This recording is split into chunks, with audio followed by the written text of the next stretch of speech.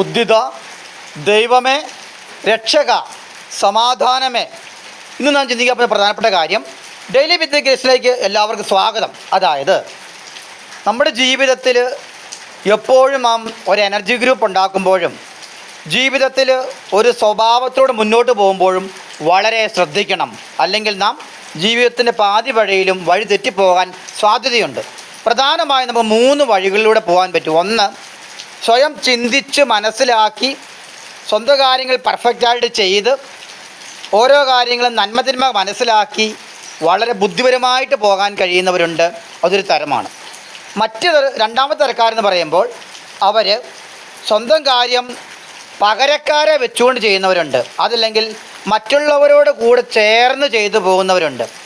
അപ്പം അവർ സ്വന്തം കാര്യങ്ങൾ കൂടുതലായിട്ട് മറ്റുള്ളവരുടെ സഹകരണത്തോടെ ചെയ്യുന്നവരായിരിക്കും. മൂന്നാമത്തെ തരക്കാരെന്ന് പറയുമ്പോൾ സ്വന്തം ആലോചിച്ചും അതുപോലെ തിരിച്ചറിവുകളും ചെയ്യുന്നതോടൊപ്പം തന്നെ മറ്റുള്ളവരുടെ സഹായം കൂടി നേടിയെടുത്ത് ചെയ്യുന്നവരുണ്ട്. 3 തരക്കാരുണ്ട്.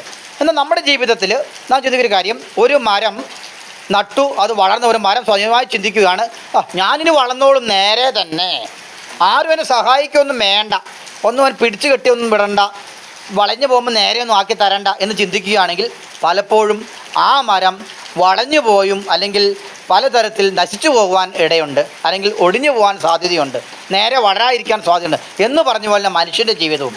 അതോടൊപ്പം തന്നെ നാം മനസ്സിലാക്കുന്ന പ്രധാനപ്പെട്ട കാര്യം, നമ്മുടെ ജീവിതത്തിൽ നാം ഏതെല്ലാം കാര്യങ്ങൾ മാറ്റിവെക്കുന്നുണ്ടോ ആ മാറ്റിവെക്കുന്ന കാര്യങ്ങളായിരിക്കും നമ്മുടെ ഇതിൽ പരാജയത്തിലെത്തിക്കുന്നതും ആന്തരിക മുറിവിലെത്തിക്കുന്നതും ജീവിതത്തിൽ വിജയത്തിലേക്ക് എത്താൻ തടസ്സമുള്ള കാര്യങ്ങൾ. ചിലപ്പോൾ ആൺകുട്ടികളെ ഇഷ്ടമില്ലെങ്കിൽ ആൺകുട്ടികളെ മാറ്റി നിർത്തുക, പെൺകുട്ടികളെ ഇഷ്ടമില്ല പെൺകുട്ടികളെ മാറ്റി നിർത്തുക, ഭർത്താവിനെ ഇഷ്ടമില്ല ഭർത്താവിനെ മാറ്റി നിർത്തുക, ഭാര്യ ഇഷ്ടമില്ല ഭാര്യയെ മാറ്റി നിർത്തുക. ഏതെല്ലാം നമ്മൾ മാറ്റി നിർത്തപ്പെടുന്നുണ്ടോ ആ മാറ്റി നിർത്തുന്ന കാര്യങ്ങളെല്ലാം നമ്മുടെ ജീവിതത്തിൽ നമ്മളെ വിളയാടിക്കൊണ്ടിരിക്കും, നമുക്ക് അസമാധാനം സൃഷ്ടിക്കും, നമ്മുടെ ജീവിതത്തിൽ പരാജയം സൃഷ്ടിക്കും, വളരാൻ ഒരിക്കലും അനുവദിക്കുകയില്ല. ഇതിനാൽ മാറ്റി നിർത്തപ്പെടുന്ന കാര്യങ്ങൾ നമ്മുടെ ജീവിതത്തിൽ എങ്ങനെയെങ്കിലും എന്താണെന്ന് മനസ്സിലാക്കി അത് നമ്മൾ അനുകൂലമാക്കിയെടുക്കുവാൻ പരിശ്രമിക്കുക. അല്ലെങ്കിൽ അങ്ങോട്ട് സ്നേഹിച്ചുകൊണ്ട് അതിനെ നമുക്ക് നേടുവാൻ സഹായിച്ചാൽ നമ്മുടെ എല്ലാ ഒബ്സഷനും മാറും, വേദനകൾ കുറയും, നിരാശകൾ കുറയും, കഷ്ടപ്പാടുകൾ കുറയും, നമ്മൾ ലക്ഷ്യം വെച്ച ആ സ്ഥലത്ത് എത്തിച്ചേരാൻ കഴിയും. അപ്പോൾ ഈ ഒബ്സഷനാണ് നമ്മുടെ ജീവിതത്തിൽ സൃഷ്ടിക്കുവാൻ എപ്പോഴും നെഗറ്റീവ് എനർജി നമ്മളെ പ്രേരിപ്പിക്കുന്നത്.